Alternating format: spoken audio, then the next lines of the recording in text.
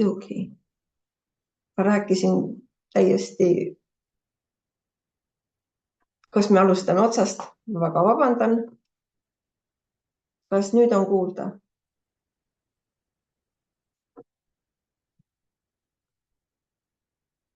Ja nüüd on kuulda. Millegipärast jah, me ei näinud seda, vabandame.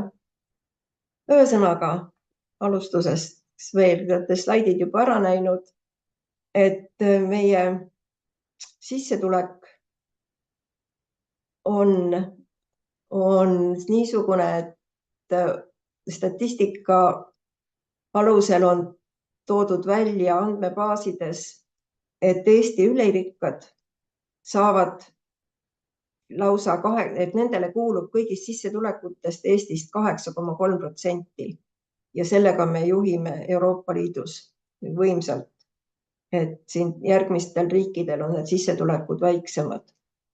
Ja näiteks Soomes on see 3,5%, Saksamaal 4,9%.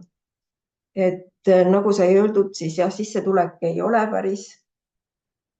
päris sama, mis palk, et ettevõtjatel on sissetulekud kasumitest näiteks ja dividendidest ja ühesõnaga jah, vahe on siin suur, võib olla suur, aga palgatöö tegija elab palga eest ja ka selle kohta me saame Euroopa Liidu andmeid vaadata ning siit tuleb välja, et kui Euroopa Liidu keskmine palk aastas oli 2024. aastal ligi 40 000 ja siis euroalal oli ta lausa üle 43 000, aga Eestis samal ajal 26 500. Et tuuakse välja seda, et need palgatasemed sellele vaatamata, et keskmised numbrid on ühtemoodi, et on siiski Euroopa Liidu riikides väga erinevad ja Kesk-Ida-Euroopa on siiski oluliselt madalam keskmisest tasemest. Samal ajal kui Põhja- ja Lääne-Euroopa näitavad palju paremaid numbreid. Ja tuuakse siis välja, et lisaks sellele, et seal on kõrgem tootlikkus, suurem täistööajaga töötajate osakaal, ka paljud küpsemad tööturu institutsioonid ehk ametiühingud ja tööandjad sõlmivad seal ka kollektiivlepinguid, mis on tegelikult aidanud palgatasemeid tõsta. Lisaks sellele muidugi on siis kõrgemad näitajad seotud ka maksu- ja sotsiaalkindlustussüsteemidega, mis tegelikult netopalka võib-olla mõjutavad rohkem, et töötajad otseselt kätte kõike ei saa, samal ajal kui riik muude süsteemide kaupa võib-olla tagab neile paremad elutingimused. Ja tõin ka välja siia kõrvale siis need statistikanumbrid, mis on siis Eesti kohta välja toodud ja need numbrid on siis kergelt erinevad sellest, mida Eurostat tavaliselt välja toob. Aga kusagil aasta sissetulek eelmisel aastal oli üle 25 000 keskmisena. Samas me teame, et selline keskmine palk jaotub väga ebaühtlaselt ja sellepärast me ei ole väga õige keskenduda pidevalt sellele, et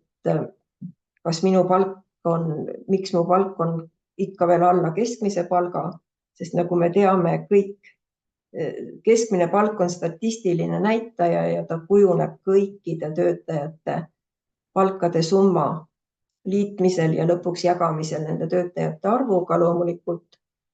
Ja me näeme, et kui me võtame siin 10% kaupa, kui palju detsiilides palka teeniti 2025. aastal, siis kõige madalama ja kõige kõrgema detsiili vahe on lausa 4,6-kordne, ulatades siis üle 3700 seal viimasel 10% ja jäädes 820 allapoole isegi kõige madalama detsiili juures.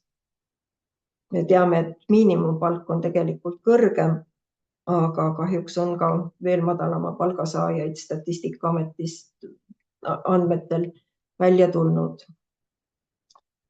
Ja me teame ka seda, et Statistikaamet toob välja viimasel ajal need andmed Maksu- ja Tolliameti tegelikult makstud palkade järgi, et vanasti olid siin teised metoodikad selle arvutamiseks, aga nüüd on tegu selle tegelikult saadud palkadega. Et mis me siis räägime õiglasest palgast võib-olla, et me teame jah, et ainult turu keskmine ei ole see kõige õigem palk. Et see õige palk on tegelikult see, mis on seal tabelites kusagil kirjas, aga inimesed ei tunneta alati seda õiglasena. Ja me teame siis ka seda, et kuidas või noh, selleks, et nagu kõigest täpselt aru saada, me peaksimegi nagu teadma, et kuidas palk üldse kujuneb. Ja tasu tegelikult sõltub nimelt selle ametikoha väärtusest, sellest vastutusest, mis selle ametikohaga kaasneb, aga ka sellest, milline on selle sektori üldine palgatase ja ka mitmed muud tegurid tegelikult sinna juurde. Aga õiglane palk kui selline, see on tegelikult selline strateegiline otsus, mille on siis kas siis konkreetsed tööandjad kokku või otsustanud oma ettevõttes, kuidas palka nad kujundavad. Ja õiglasemaks saab see palgalahendus ilmselt siis, kui seal on ka kaasatud neid töötajaid nende palkade kujundamisel. Ja õiglasteks loetaksegi siis selliseid palgalahendusi, mis siis vastavad töötaja rollile mingis ettevõttes. Et tulemusliku töö eest on üldjuhul ka palk kõrgem ja kui see töökoht on väärtuslikum, ka siis on see palk kõrgem. Aga mitte ainult ei loe see sellest, mis toimub seal konkreetses ettevõttes asutuses, vaid tegelikult sõltub ka sellest, et mis on üldiselt tööjõuhinnad nagu kogu tööturul ja selleks, et ettevõtja saaks vajaliku tasemega tööjõudu oma ettevõttesse, peab ta siis ka õige tasemega palka suutma maksta. Kindlasti tuleks meeles pidada seda, et alati ei pruugi tähendada suurem palk keerulisemat tööd. Et tasutaseme võivad määrata lisaks töö keerukusele ja vastutusele ka siis mingid konkreetsed oskused, teadmised, mida siis on väga raske tööturult leida. Ja teame seda, et siis teatud ajaperioodidel võivad olla rohkem hinnas mingi konkreetse töö tegijad, kui samal ajal teistele on seda tööd vähem pakkuda. Et ja nagu sai mainitud, et need vahed Euroopa Liidus tegelikult on silma torganud ka Euroopa Liidu juhtidele ja on leitud, et Euroopa Liidus võiks see ühtlustumine toimuda võib-olla veidi kiiremini, kui ta praegu on toimunud, sest ka meie oleme Euroopas juba 20 aastat, natuke ülegi Euroopa Liidu liikmed, aga palkadega me pole veel päris piisavale tasemele jõudnud, et milles on siis küsimus. Ja nüüd ongi siis, ja eriti kui me võrdleme sinna juurde seda, et tegelikult sissetulekud võib-olla alati kõige kehvemad ei olegi, ja teatud seltskond kogub seda rikkust ülihästi, et siis ja muidugi see tegelikult paistab silma kogu maailmas tänapäeval, et rikkad on saanud rikkamaks ja vaesematele nagu ei jagu nii hästi. Et siis Euroopa Liit püüab parandada olukorda ja on võetud vastu 2 direktiivi, millega üritatakse siis aidata kaasa ka palkade paremale muutmisele ja tõusule. Üks on siis see, mis käsitleb miinimumpalka ja et ta oleks piisaval tasemel miinimumpalk Euroopas. Ja teine direktiiv räägib sellest, et siis üritatakse tasustamist muuta läbipaistvamaks ja siis õiguskaitsemehhanismide kaudu tugevdada meeste ja naiste palkade võrdsust nii võrdse töö kui võrdväärse töö eest. Ja kahjuks on siin puudutatud ainult meeste ja naiste võrdset palka, samas kollektiivlepingud peaksid aitama kaasa ka siis kõikide palkade, kõikide tööde puhul, et lõppude lõpuks ka naised võrreldes naistega ei peaks saama ebavõrdset palka, kui nad teevad võrdset või võrdväärset tööd ja sama kehtib ka meeste puhul. Aga nende direktiividega siis nüüd on antud sellised tööriistad, millega peaksid siis riigid aitama kaasa ja loomulikult ka ametiühingud ja tööandjad omavahel kokku leppima selliseid palku, millega saaks minna kiiremini edasi sellise natukene ühtlasemate palgatingimuste poole Euroopa Liidus. Miinimumpalga direktiiv siis seadis eesmärgiks, et miinimumpalk peaks olema piisav, mis tagab hea äraelamise tööd tegevale inimesele, et palgavaesus oleks kadunud ja loetakse, et piisav oleks miinimumpalk siis 50% keskmise palgataseme juures või 60% mediaanpalga taseme juures.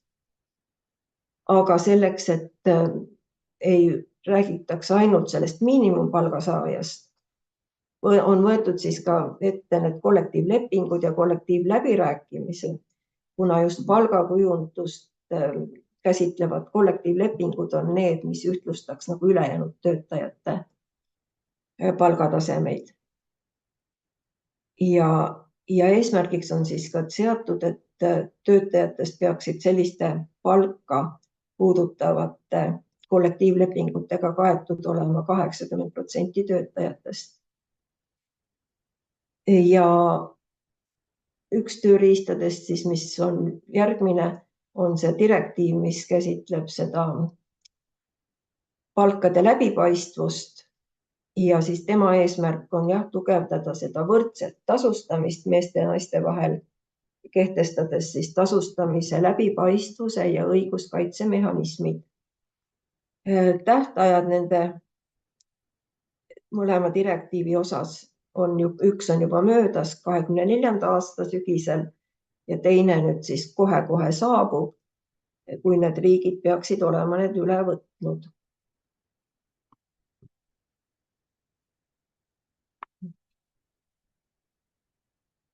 Et miks siis üldse direktiivini jõuti, mis puudutas seda piisavat miinimumpalka? Et Euroopa Liidu statistika on välja toonud juba aastaid seda, mis tasemel on miinimumpalgad olnud kõikides riikides jaanuari seisuga. Ja siit me siis näeme, et Euroopa Liidus on need tasemed suhteliselt erinevad. Ja on riike, kellel need numbrid on päris väikesed ja neid siis, kelle numbrid on oluliselt kõrgemad. Ja see vahe on väga suur, päris mitu riiki siin see kõige tagumine grupp, kui te vaatate, on siis need, kes ei kuulu Euroopa Liitu, aga tagantpoolt teine grupp on peamiselt ikkagi see Ida- ja Kesk-Euroopa ja nende miinimumpalgad jäävad alla 1000 euro. Alla 1000-1500 vahel on siis järgmine grupp ja kõige kõrgem siis ületab 1500 eurot miinimumpalk. Aga nagu te teate, siis võrreldakse ka ostujõuga neid miinimumpalku ja kurb on muidugi vaadata seda, et Eesti miinimumpalk palga ostujõud on Euroopa Liidus kõige madalam. Seda muidugi tänu sellele olukorrale, et meie tarbijahinnaindeks siin tegi viimasel paaril aastal väga kõrgeid hüppeid ja siis peab tõdema, et siin on 1. jaanuari miinimumpalga seisuga nendes tabelites jutt, et meie tänavaaastane miinimumpalk muutus natuke hiljem, aga ega ta oluliselt paremat pilti meist ikkagi ei jäta. Et meie siis oleme Eesti riigis selle miinimumpalga tasemega võrreldes keskmise palgaga kusagil 43% juures käesoleval aastal, mis tähendab seda, et me teekond sinna 50%-ni veel on suhteliselt pikk. Miks ma ütlen seda umbes, sellepärast et meil selle aasta keskmise palga tegelik number kujuneb välja ju alles aasta pärast, saame teada võib-olla statistikast selle päris numbri. Aga see on prognooside järgi ja kõik sõltub, kuidas siin tegelikus elus need palgad kujunevad. Ja kui te seda kõige ülemist joont siin vaatate, siis ajaloo vältel on see number muidugi suurenenud, väikese lainetusega käinud, aga pikkamööda olukord on paremaks läinud. Sellele vaatamata ta meil väga hea ei ole. Ja loodame, et meil ühiselt õnnestub seda paremaks muuta. Keskliidul on siis siin väga suur roll endal, et meie teatavasti oleme 2001. aastast leppinud seda miinimumpalka kokku tööandjatega ja riik otseselt nagu ei sekku enam läbirääkimistesse. Kui nüüd see direktiiv jõustus, siis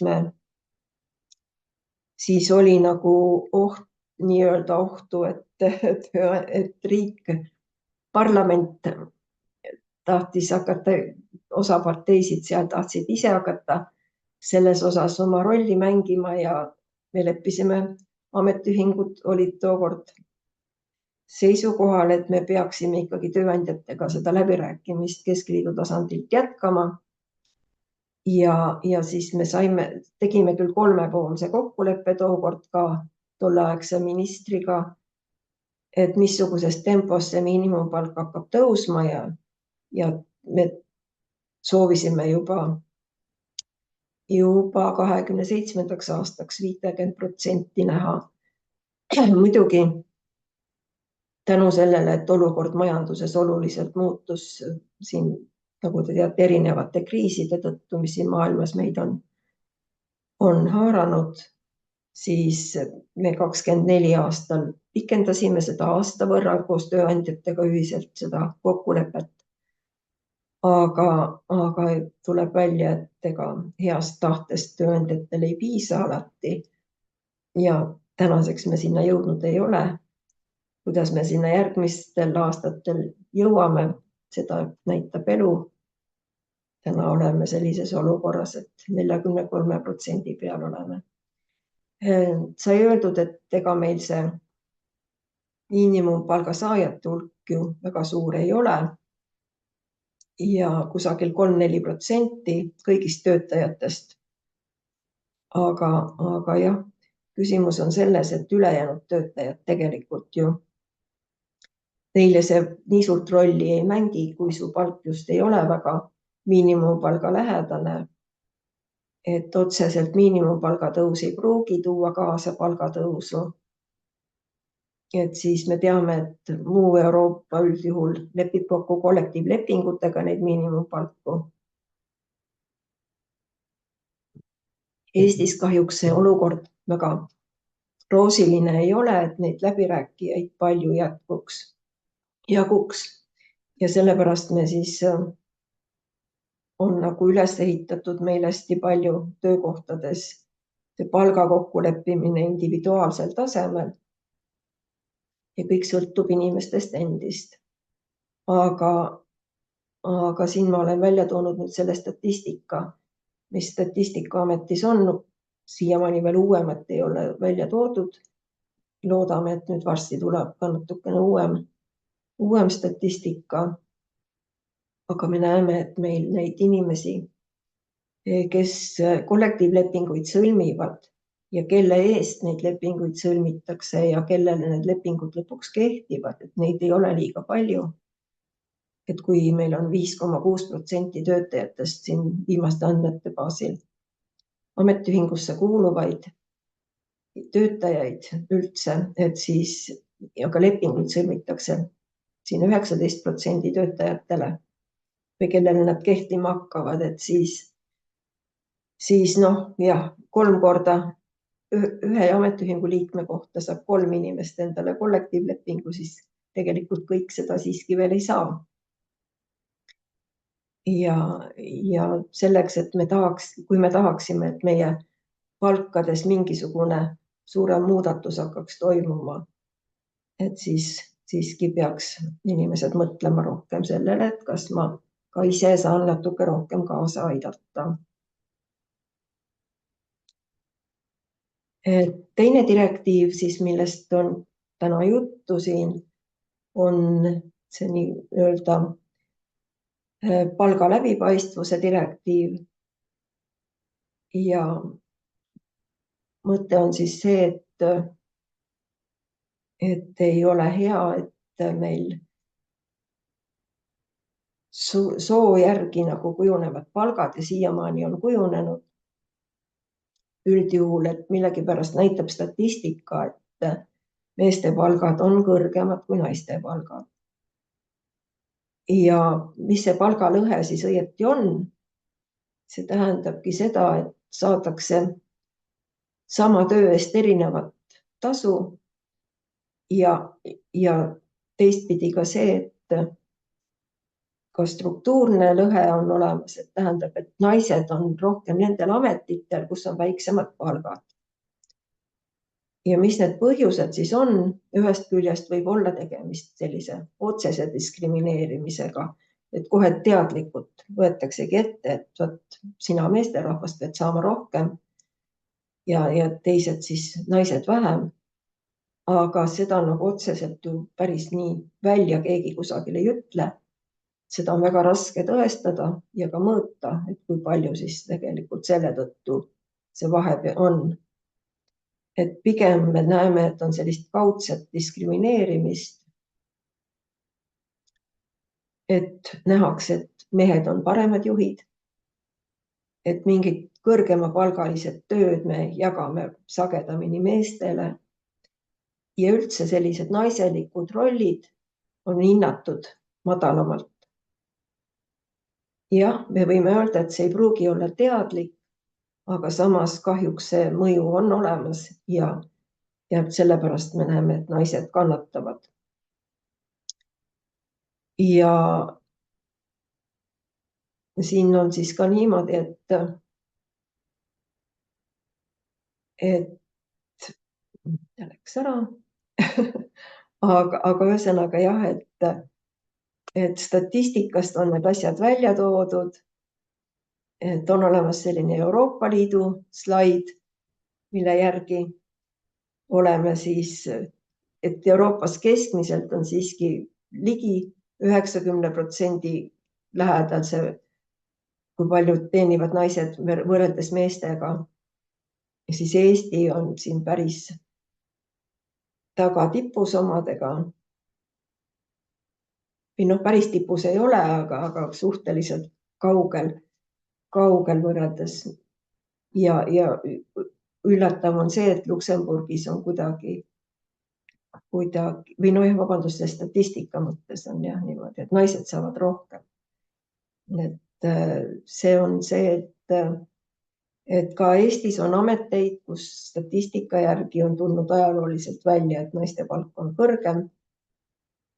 Ja ma tean seda, et omal ajal transpordi ametiühingu kokkulepe tegi selle, et bussijuhid joonistusid statistikas välja, et naiste palk oli seal kõrgem, kuna nad töötasid sellistes ettevõtetes, kus olid kollektiivlepingud ja nende palgad olid siis suuremad. et ka sellised anomaaliad on võimalikud, aga üldine statistika on erinev ja Eesti keskmine on siis olnud 2025. aastal meeste tunnipalk keskmiselt oli 13 eurot tunnis, naistel 11,4 ja aastate lõikes siin on välja toodud, siis paistab, et see vahe on enam-vähem ühesugune ja ta oli kusagil 12% juures. Et ta ei ole ikkagi muutunud, et kuigi palgad tõusevad mõlemal, siis näeme, et jah, millegipärast on see vahe suur. Tahtsin eelmise slaidi juures öelda, läks vahepeal mõte kaduma, et öeldakse, et mis see abivahend oleks, et abivahend oleks see, kui me paneks rohkem mehi tööle naiste aladele, et küllap siis hakkavad seal palgad tõusma. Tegelikkuses on see, et ikka ühiskond võiks hakata ka ümber hindama seda, et need valdkonnad, kus on väga madalad palgad, et ka need võiksid olla hinnatud ka ilma selleta, et sinna rohkem mehi tööle läheks. Ja nagu sai korra välja öeldud, et põhiprobleemiks on see, et jah, palga erinevus ei ole alati nähtav. Ja miks see niimoodi on? See on sellepärast, et töötaja ei pruugi teada, milline on siis teiste töötajate palgatase, kes teevad sama tööd. Ja ametinimetused ka ei tähenda alati täpselt sama tööd, et me ei oska nagu võrrelda omavahel. Me võivad olla ühesugused ametinimetused, see ei pruugi tähendada, et me teeme sama tööd, erinev ametinimetus ka ei tähenda, et selle töö väärtus on erinev alati, võib olla täpselt samasugune. Lisaks sellele muidugi need erinevused saavad olla ka erinevatest preemiatest, lisatasudest, tööajas, arenguvõimalustes. Ja kuna me ei tea täpselt, mis toimub teiste palkadega, on väga keeruline ka läbi rääkida, et miks mu palk on madalam.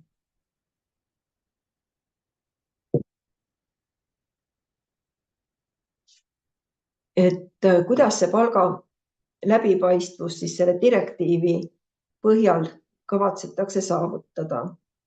Et põhilised muudatused, mida see direktiiv peaks kaasa tooma, siis ongi nagu jagatud 4 või me saame jagada 4 rühma. Ühest küljest värbamisel tuleb jagada palgainfot.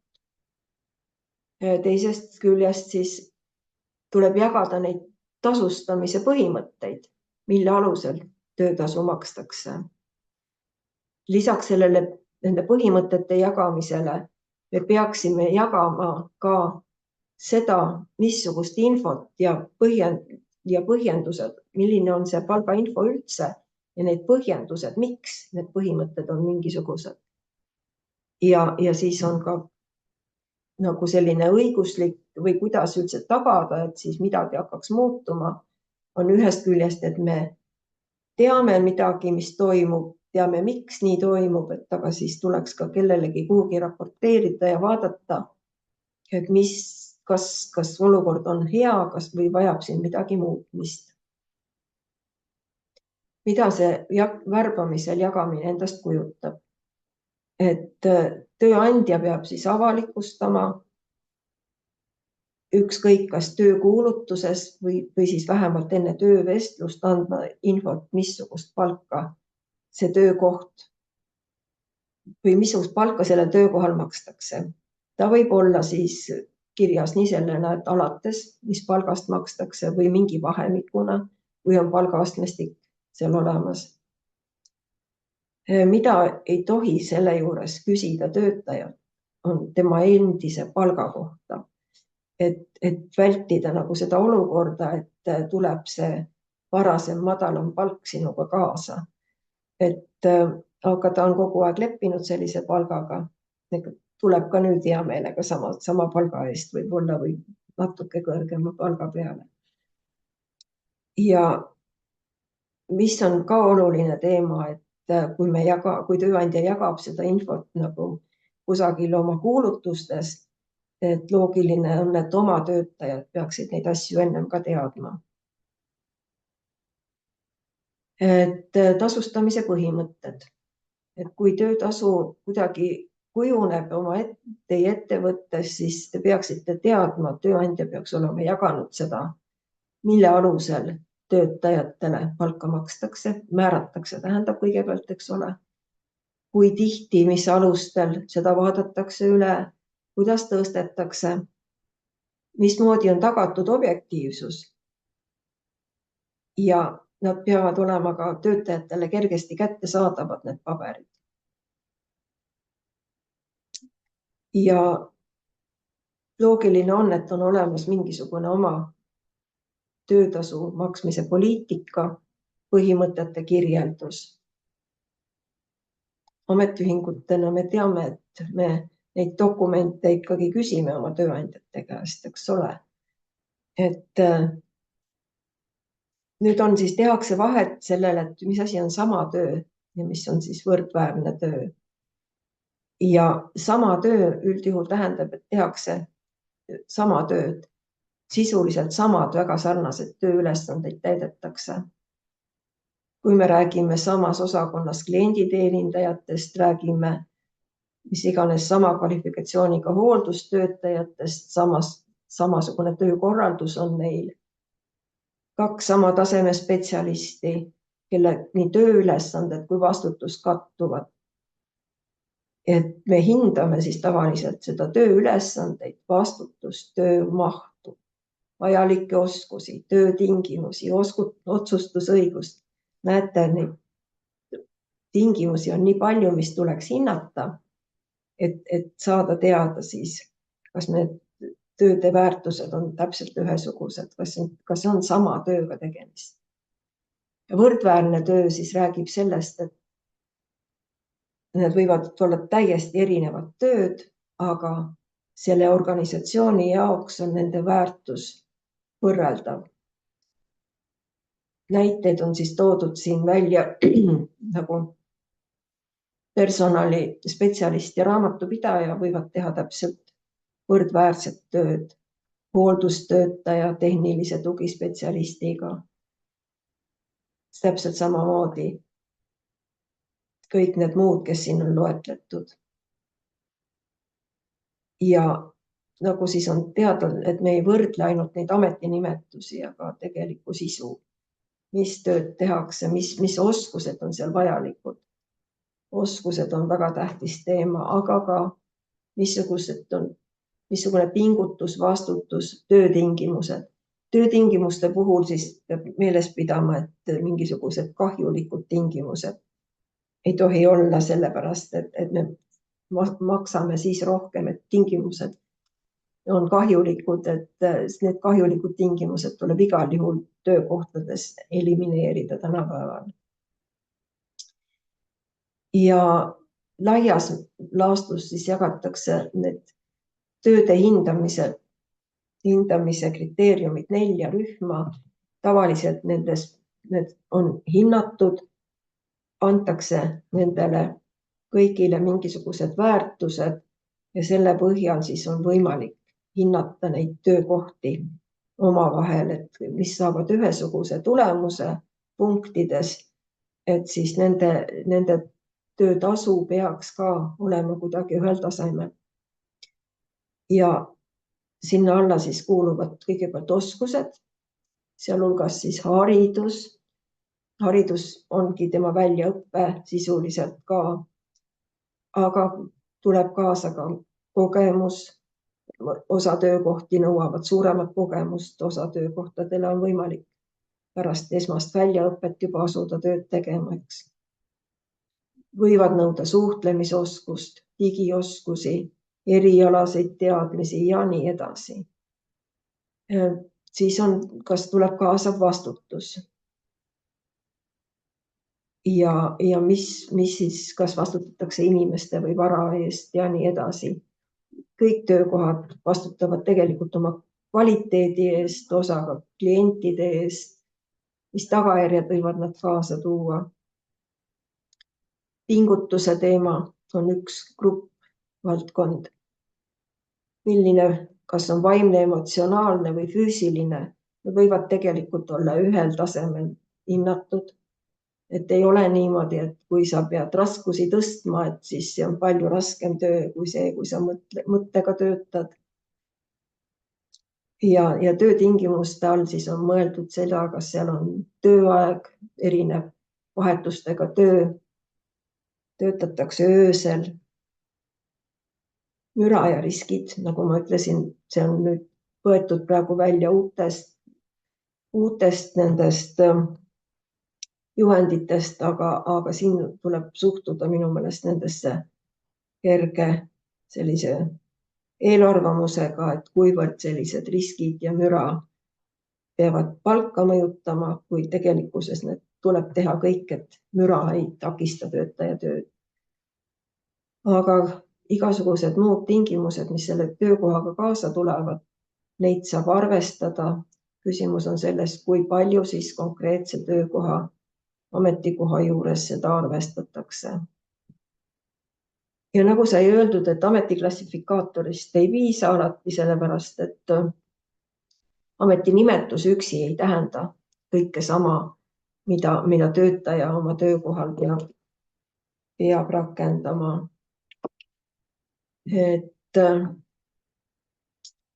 Et sellest, mis puudutab klassifikaatoreid, siis need ei näita selle töö tegelikku väärtust. Ja sellepärast on oluline, et toimuks seal konkreetsete töökohtade hindamine igal töökohal. Ja ametiühingud teistes riikides kes neid süsteeme on ammu kasutanud, on õpetanud, et selles on väga suur roll ka tegelikult ametiühingutel, et need hindamised on ja sama toob välja ka tegelikult direktiiv, et töötajad peavad olema sinna kaasatud. Et ma saan aru, et otseselt hindajaks võib-olla iga töötaja ei saa olla, et seda teevad spetsialistid, aga töötajatel on õigus siis täpselt teada, mille alusel need toimuvad ja ametiühingu kaasamine on siin väga, väga oluline. Nii, palgainfot tuleb siis jagada töötajatega. Ja direktiiv annabki siis selle, et töötajatel ja nende esindajatel on õigus küsida ja saada seda teavet kirjalikult nii oma individuaalse palgataseme, aga samuti kõigi nende võrdväärset tööd tegevate töötajate keskmise palgataseme kohta ja sealhulgas eraldi meeste ja naiste kohta. Ja jätkuvalt on sama teema, et kellegi individuaalset palka otseselt tööandja ei tohi teha avalikuks, aga keskmist teatud ametite lõikes saab küsida ja tööandja on kohustatud andma. Aga samas töötaja ise võib oma palka rääkida kõigile ja kuigi see reegel on kehtinud kogu aeg ja oleme me näinud, et lepingutes on kirjas, et see on jumalast salastatud, siis sellised salastatud punktid on eraldi välja toodud, et nii ei tohi olla, et see on keelatud. Ja siis jah, see võrdse ja võrdväärse töö definitsioon peaks tööandjal olema esitatud. Direktiiv siis andis ka juhtnöörid, kuidas tuleks hakata raporteerima ja analüüsima oma neid palgateemasid ja on siis välja toodud, et töötajate arv, kui ületab 250, siis selline ettevõte peab igal aastal hakkama esitama raporteid ja selline esimene raport peaks juba ilmuma siis järgmise aasta kohta, 27. aastal. Ja kui seal on 150 kuni 249 töötajat, siis ei pea igal aastal seda tegema, vaid iga 3 aasta tagant. ja kui on 100 kuni 149 töötajat, siis ka 3 aasta tagant, aga alles 2031. aastal. Nagu te kuulsite, siis Eesti riik leidis, et see on nii tohutult suur halduskoormus ja tuleb seda edasi lükata veelgi. Et kuigi meie töötajate arv ettevõtetes on niisugune, et nende ettevõtete osakaal, kus töötab 250 või enam hõivatut, on 0,1% Eesti ettevõtetest ja 95% töötab 1–9 hõivatut ja nendele see kohustus tegelikult üldse ei rakendu.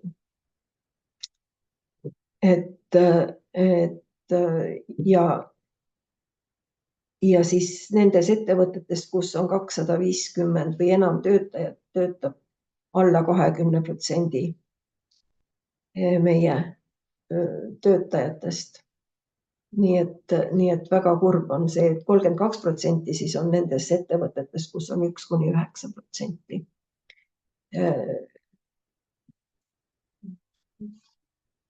Ja 1,9 töötajat hõivatud. Et tegelikkuses Eesti tööandjatel väga suurel osale see direktiiv kahjuks ei mõju, mis ei tähenda, et ametiühingud ei peaks seda asja küsima oma tööandjate käest ja selle baasil oma kollektiivlepingutes arvestama. Mis siis see analüüsi tulemus peaks andma? Et analüüsi tulemus peaks andma selle, et kui on palgalõhe üle 5% ja seda ei suudeta millegi objektiivsega nagu selgitada, et siis tuleb seda 6 kuu jooksul see olukord parandada.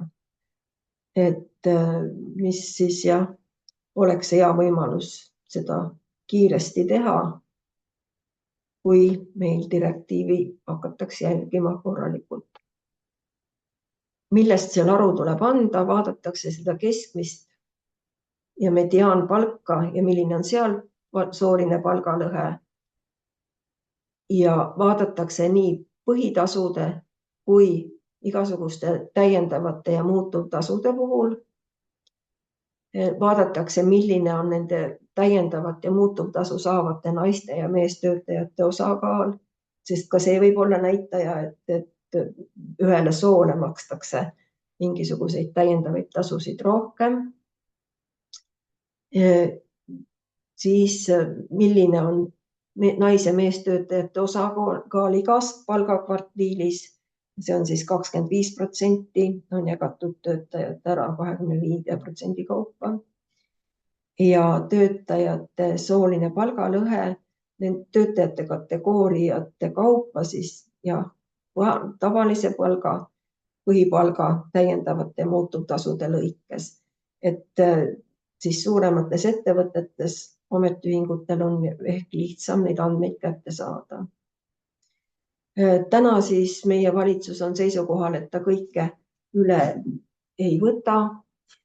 Praegu muudetakse siin ainult selliseid momente, mis puudutavad siis seda, et teavitada tuleb enne töövestlust töötajat palgast. Kandidaadilt ei tohi küsida varasemat palka. Tööandja ei tohi takistada töötajal oma palga läbirääkimist. Ja töölepingu ja avaliku teenistuse seadusesse siis lisatakse ka, et see võrdse tasu maksmise põhimõte kehtib. Tegelikult me teame, et selline põhimõte kehtib meil ka praegu kõigi töötajate suhtes.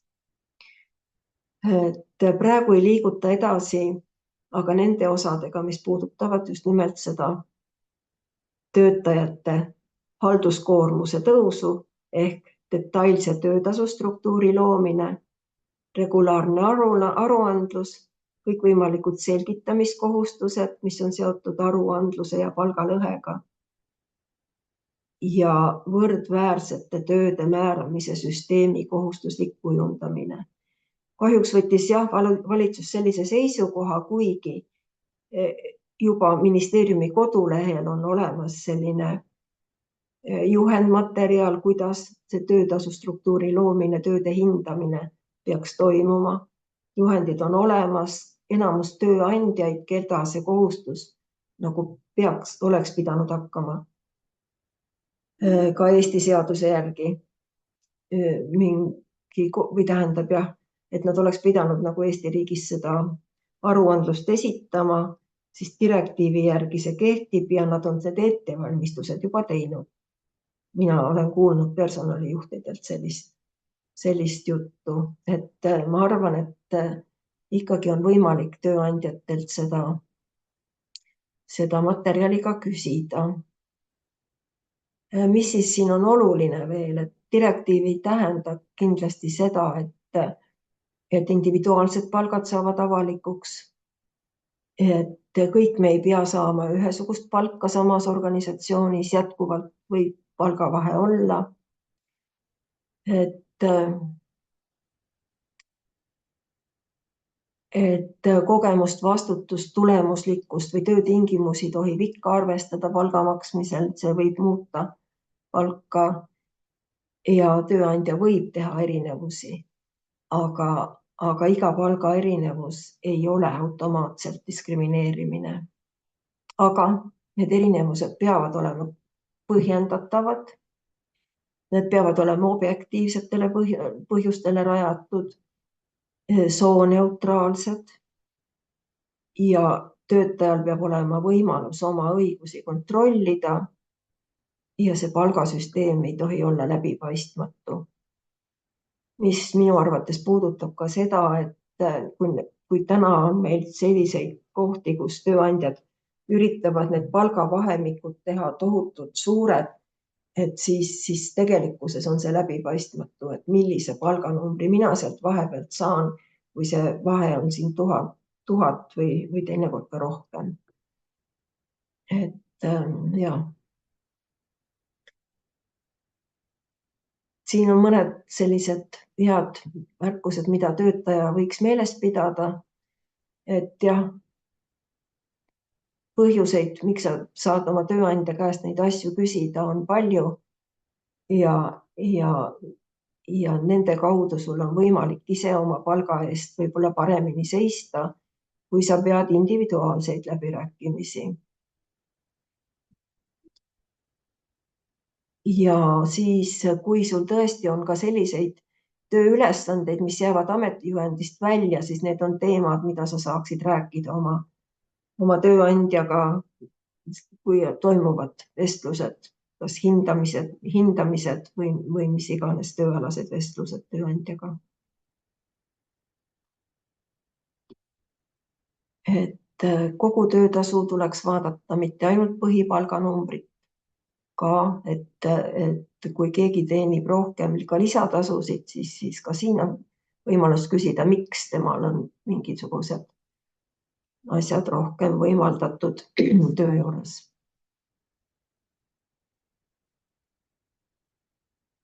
Et nagu me rääkisime, siis see palgasüsteemi õigluse moment on väga oluline.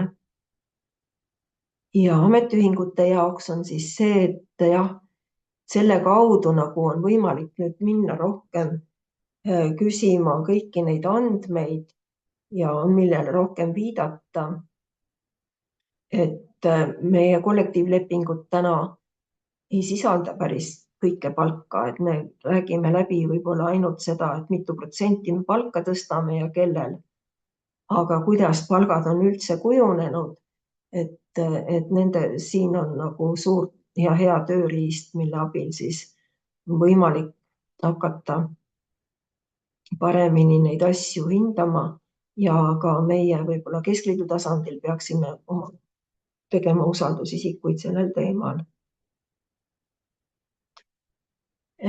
Kui palgaandmeid analüüsitakse, siis jah, kui on võimalik ennast kindlasti sinna kaasamist nõuda, et ka teie saate oma sõna sekka öelda. Et nagu me näeme, siis võlusõna on kollektiivleping.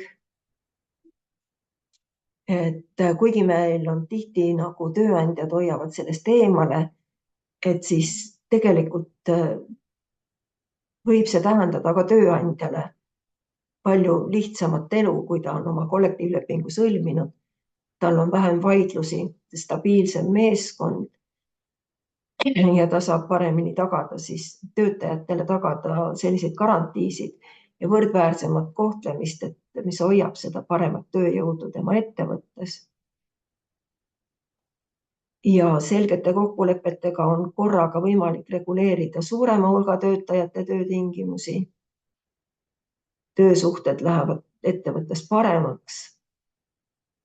Aga see eeldab tõesti neid tugevaid tööturu osapooli, mis tähendab, et ametiühingud ja ka tööandjad peaksid oma organisatsioone tugevdama. Kahjuks me peame täna selgitama siin seda kollektiivlepingu olulisust nii valitsusele, tööandjatele kui ka töötajatele, et nendeni paremini jõutaks. Et kui me enne siin alustasime ja rääkisime, et kollektiivlepingutega kaetus on Eestis madala võitu, et me oleme kõige madalama protsendiga siin Euroopa Liidu võrdluses, siis seda 80% ei ole mitte kõigil ka täna, kuigi Euroopa Liit on selle eesmärgiks seadnud. Ja me näeme ka seda, et selline tegevuskava siin Eesti riigil peab olema, et kuidas me jõuame suurema hõlmatuseni, et 80% kõigist töötajatest oleksid kollektiivlepingutega hõlmatud. Aga me teame ka seda, et riikidel, kellel on siin üle 80%, siis tegelikult seal on ka mingisugused muud mehhanismid, mis tegelikult tagavad selle, erinevad laiendamise mehhanismid, et seal on väga suur hõlmatuse protsent. Ja Eesti riik saab siin siis oma seaduse muudatustega kaasa tulla. Aga kui ei ole lepinguid, mida laiendada, siis nagu ei ole ka sellest abi. Et meil on siis tegevuskava riigil tehtud, et kahjuks ta ei ole meie arvates piisav ja tundub, et seal väga palju midagi hetkel ei toimu ministeeriumis. Aga peamiselt on siis teemadeks andmekogu uuendamine, et oleks üldse võimalik, kui palju näha, kes soovib, et palju kollektiivlepinguid on Eesti riigis olemas. Ettepanek oli siis et leida võimalusi seadustest erinevusi teha. Meie jaoks ei ole mõte selles, et seadustest saaks teha halvemaid tingimusi kollektiivlepinguga ja paremaid tingimusi on alati võimalik teha. See loogika kehtib ka täna. Kollektiivlepingute laiendamise regulatsiooni ülevaatamine on üks võimalus, aga kahjuks ei ole tööandjad täna millegist huvitatud ka, nii nagu valitsuski, nii et hetkel ei ole kuulnud, et siin midagi paremuse poole liigutataks. Ja võimalik on siis ainult see edendus- ja teavitustegevuste punkt, aga siia ka sellesse ametiühinguid otseselt ministeerium kaasanud ei ole. Et jääb üle ainult ametiühingutel endil tegutseda. Ja lõpetuseks ma siis ütleksingi seda, et need mõlemad direktiivid on tegelikult väga head direktiivid. Nad kinnitavad seda, et valitsustel on oluline roll selles, et parandada töötajate elu ja töötingimusi, mis oli nende direktiivide eesmärgiks ja aidata kaasa siis sellisele ülespoole suunatud sotsiaalsele lähenemisele ja vähendada töötajate palkade ebavõrdsust. Nad annavad töötajatele ja ametiühingutele sellised uued tööriistad, et rääkida õiglasest palgast faktide, mitte oletuste põhjal. Ja ametiühingute võimalus on siis tugevdada kollektiivläbirääkimisi ja parandada neid palgasüsteeme. Kui me oleme sinna saame olla kaasatud, aga selleks me peame siis ise juurde õppima suure tõenäosusega. ja olema mehisemad oma nende õiguste eest seismisel. Sellega ma sellise kokkuvõtte ja ettekande lõpetan.